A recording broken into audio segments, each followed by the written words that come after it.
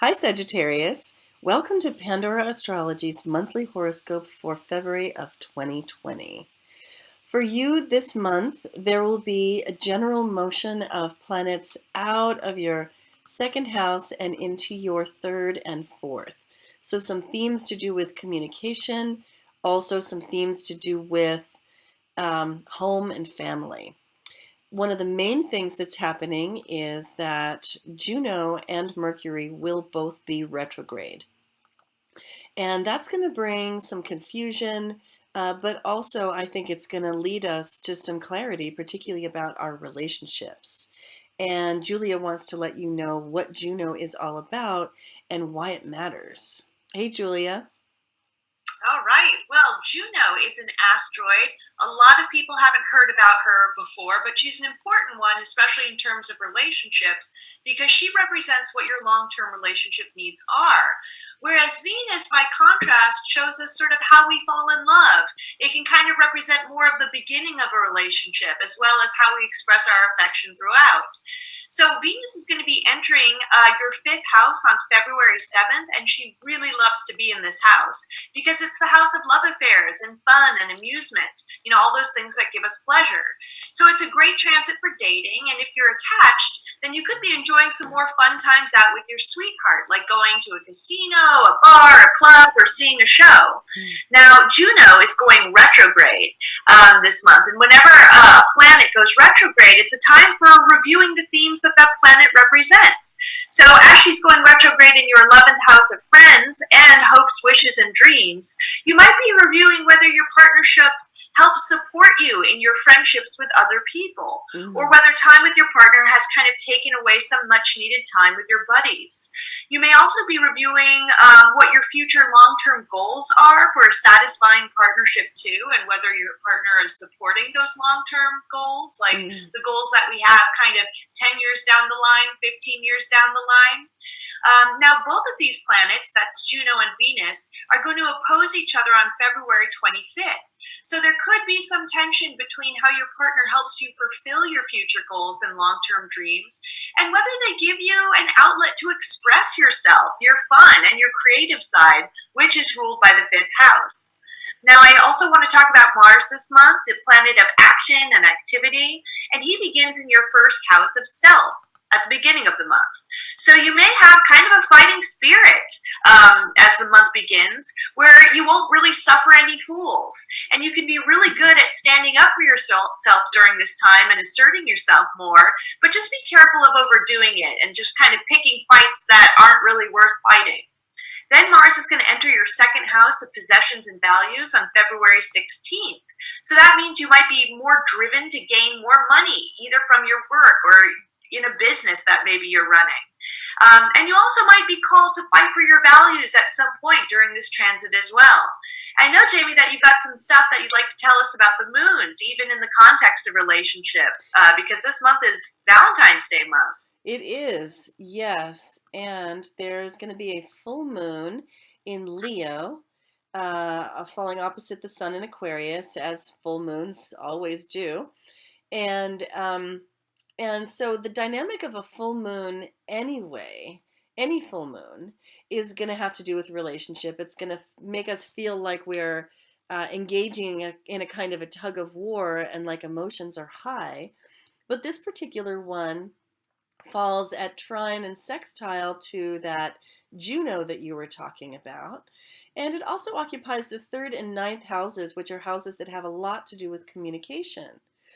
So right around this full moon, which is happening on February 8th, I think there are going to be a lot of sort of communication themes coming up, important conversations being had, emotional conversations being had, and this is going to be when that ramping up of the relationship retrospective is really going to happen. Now, we've made a video about Juno retrograde, and you'll find it in our February news playlist.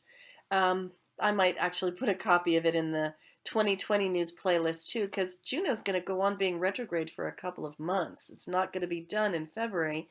And so there's going to be a several month period during which human beings in general will be engaged in a relationship retrospective. Now, for you in particular, because that falls in the house of friends, it's going to have to do with the way that your relationship is contextualized by friendships. And then how that plugs into this full moon is that it's also connected with themes of communication.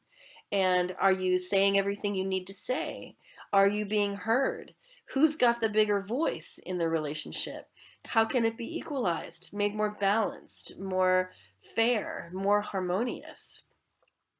So those things should come up pretty strongly around the full moon on February 8th. And so you'll probably be feeling it from about the 7th to the 9th in that 3 day period surrounding the full moon. Now, as the month goes on, Mercury, which has already moved into Pisces early in the month, will ultimately be joined by the Sun moving into Pisces right here on the 19th. And then ultimately, there's going to be a new moon, which falls in your fourth house in Pisces. Now, I just said a mouthful there, so let me back up and take it one piece at a time. First of all, Mercury doesn't like being in Pisces. It would much rather be in Virgo, which is a sign that it rules. Virgo has all of the meticulousness and the detail orientation that Mercury loves and can really help Mercury to do his job. However, when Mercury finds himself in Pisces, there's often a feeling that communications that are happening are murkier than usual, that there is confusion about what is really meant, that there is a sense of mystery and not so much a sense of clarity.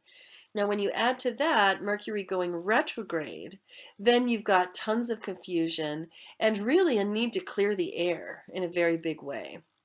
So that is going to come down in your fourth house, which is the house of home, family, domestic life, heritage, and roots.